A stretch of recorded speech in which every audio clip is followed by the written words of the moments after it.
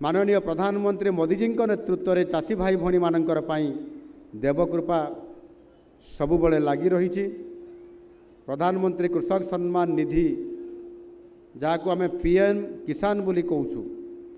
ये पीएम किसान विशेष करिकी चाषी मानकर पाई सेमानकर भित्तिभूमि केमिति सुदृढ़ हेब एवं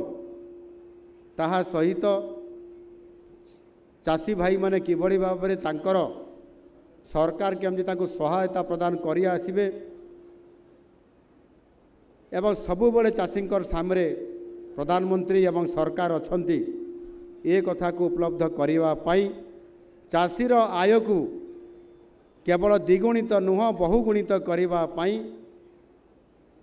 को आखि आगे रखिकी एक दूरदृष्टि संपन्न नेतृत्वर पराकाष्ठा देखाई 2019 आरंभ करते